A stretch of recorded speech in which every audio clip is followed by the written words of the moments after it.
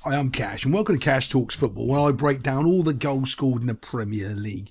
Using my vast coaching experience from all over this little place we call Earth, I break down goals in different points of view that you may not have heard of before. So I'm giving you today Burnley against Fulham. I think Burnley are probably already down, but it's an interesting near post corner here, and when it's executed properly, there's not very much you can really do, because if you're a keeper, you don't really want to be that close to the front post. You necessarily, it depends, because if you're looking at it like if you know it's going to be a near post corner, of course you do, but genuinely you always want to be sort of 50-50 or more towards the back of your goal in a corner, so you can always step forward. It's much easier to go forward as a keeper than it is backwards, and you don't really want to get yourself caught on that front post when it's a back post delivery. However, it's not just the near post delivery that makes this a goal, which watches it comes in here. It actually takes a little deflection. Good old pushing and shoving here going on, but when this goes on, it hits let's see if I can stop this. He headers it, hits off his back, and it changes the direction. I actually think the keeper's got it until it hits his back there. I think the keeper's positioning is actually spot on, but he just gets caught out from the deflection, and it's 1-0. This goal's pretty interesting, actually, just because Burnley aren't trying to get the ball down and trying to play it or do anything specific with the ball. They're just launching it forward from a throw like that, okay, and then they lose the next header. But then what he does with this ball here, and also look how bad this is, right? Honestly, there's no shape or system here. When you've got possession, like this guy's already expecting to lose the ball. If you want to try to keep possession, you have to be strong and you have to be bold. You know you're already going down. Try to play some football. Try to do something. And this guy here just hoofs the ball. Watch. Dump. Comes in. Dush. Because there's nowhere really for him to go because everyone's bunched up. Clearly, when everyone's bunched up, it's hard to pass the ball. Without a shape, you can't pass the ball. You have to have good shape to pass the ball. If you don't, you can't. It's that simple. But this left back for Fulham here, actually, I think he's quite tasty. Even though he's probably at fault for the next goal, he creates this one just from another whack forward. Here's the difference in whacks forward. If you're going to hit the ball forward, you can't put it into a space where it can be easily defended like this, especially when he's got the rest of the field to knock it to. He's just humped the ball forward, this guy. Whack. Okay, great. If you're going to do that, at least get it into their half of the field. Smash it out, smash the ball, not just knock it so someone can defend it here.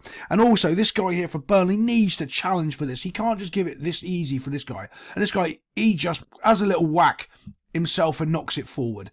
There's not much else he can really do. I don't mind that if he's really quality, he'll get it down and pass it to him, but he's just knocked it forward. Maybe he's seen what Burnley have done on the other side, and what they've done is squeeze up all in one little zone here, because they're all so tight and compact, and there's one little space, this one ball beats them all. Again, if you're not in a good shape, you can't pass the ball. This isn't a good shape. This isn't a good defensive shape, because they're all so narrow and compact on one side.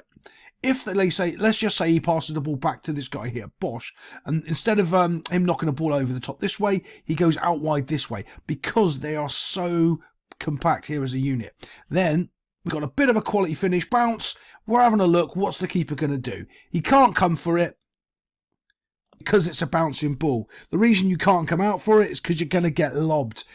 If it's a ball on the ground, you can come out for it because he can still lob you, but it's much, much harder. With the elevation and the bounce of the ball, this guy just helps it on his way, knocks it over, and the defender really can't do much, and the keeper shouldn't have been coming out. Honestly, he shouldn't. Not only shouldn't he have been coming out, he stood still at dump, dump, dump, dump, dump. When that's hit, he knows where it's going, and his feet stood still. And he tries to save it over his head. Doesn't move his feet. If he takes a step back and does that, he probably saves it. He doesn't. Okay, I'm going to show you this again a little bit slow here when he jumps, okay, because both of his feet are together. When you're trying to jump, even if you're doing like anything, like high jump or anything like that, there's always one foot you want to spring off, which is your dominant foot, so you can get extra power and extra height go into one direction. He doesn't do that. Watch what he does. He jumps almost flat-footed. He comes off his left foot. He does push off his left, but his feet are almost together. He hasn't really sprung himself or done himself any justice to try to get that ball away.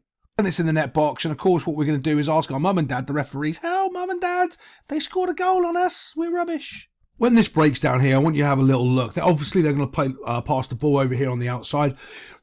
All right, when you're passing the ball and you're trying to knock it down the wing, if you can have a situation when your player is there and the other player's there, and you can put it in that space where he can't get hold of it, absolutely perfect. Knocking it down here. But there's that left-backy guy who knocked the ball over in the air last time. But look how far he's in. Now, he might just be there trying to cover, and he might be doing the right thing, because I couldn't identify where your centre-backs happen to be, Fulham, because they've just gone on a walkabout. Absolute walkabout. Maybe it's a corner that they're defending here. It doesn't really quite show in the highlights, and they're transitioning from that. But even still, if it's a corner and you've got 1, 2, 3, 4 Burnley players and only 2 Fulham players, coming back into this area, it's not. Now, this guy here, he's made a decision to stay on this side of the field. Absolutely fine. He looks like he's been called out, so there's 2v1. They want to try to stop this.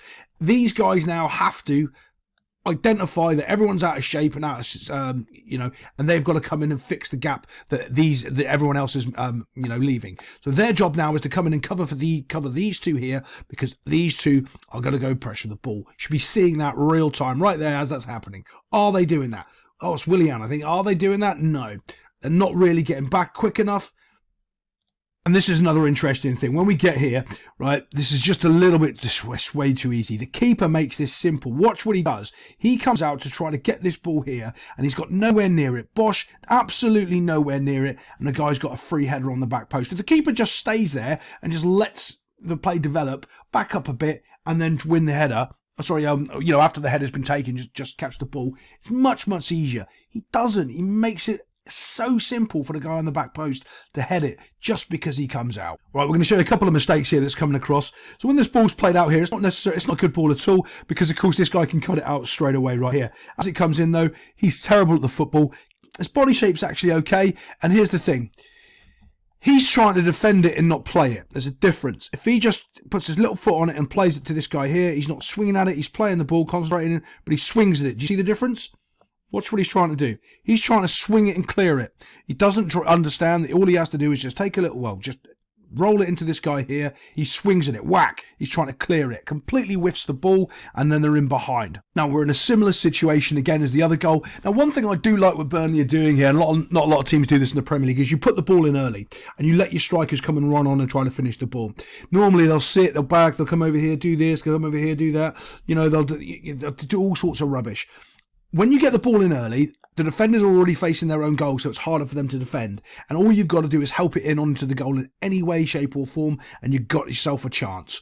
Now, when this comes across, Bosch comes across, I honestly think the Fulham defender should be stronger here. But he's not, and the ball goes into the net box. And it's even worse if I can show you this angle here.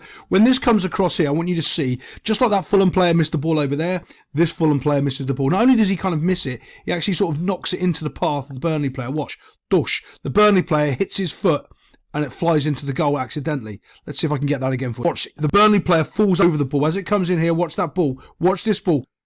Dunk. Falls over him and hits it into the net box. There we go. I'll see you next time on Cash Talks Football.